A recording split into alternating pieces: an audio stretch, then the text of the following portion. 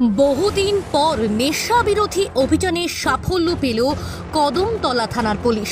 ইয়াবা সহ ধৃত দুই। বহুদিন পর কদমতলা থানার পুলিশ নেশা বিরোধী অভিযানে সাফল্য পেল।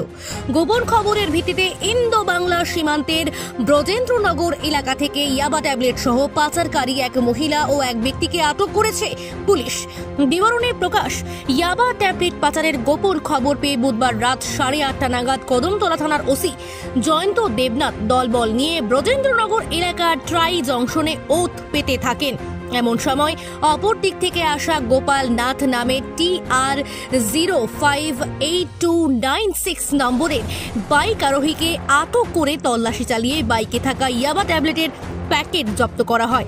পরে সেখান থেকে 5,502টি ইয়াবা ট্যাবলেট উদ্ধার করা হয়, যার কালোবাজারি মূল্য প্রায় 27.5 লক্ষ টাকা বলে জানান জেলার পুলিশ সুপার ভানুপদ চক্রবর্তী।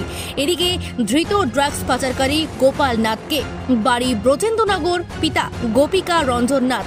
3 নম্বর ওয়ার্ডে তাকে জেরা করে পুলিশ জানতে পারে আরতি দাস নামের এক মহিলা নিকট থেকে এই ইয়াবা ট্যাবলেটগুলো ক্রয় করেছিল, যার ফলে পুলিশ ওই গ্রামের 1 নম্বর ওয়ার্ড এলাকা থেকে আরতি দাসকেও গ্রেপ্তার করে থানায় নিয়ে আসে। বর্তমানে ধৃতদ্বয়ের বিরুদ্ধে NDPS আইনে 49/24 নম্বরে মামলা দায়ের করে আগামীকাল ধর্মনগর আদালতে সোপর্দ করা হবে বলে জানান ওসি।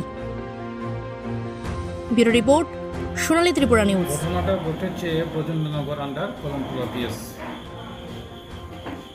কোয়ান্টিটি হলো 5,502টা ইয়াবা ট্যাবলেট। 2জন মানুষকে অ্যারেস্ট করা হয়েছে। একজন হলো গোপাল নাথ, যার কাছে মালগুলি পাওয়া গিয়েছিল বাইকের থেকে সিজ করা হয়েছে। গোপাল নাথে তার স্টেটমেন্টে বলেছে যে মালগুলি এনেছে শ্রীমতী আরতি দাসের কাছ থেকে। আরতি দাসকেও অ্যারেস্ট করা হয়েছে। ওদের বাড়ি কোথায়? সবাই বাড়ি ব্রজেন্দ্রনগর। কত টাকা, মানে একটা ট্যাবলেট প্রায় 500 টাকার মতো বিক্রি হয়। কত টাকা? 500 5,000 সিজ করা হয়েছে।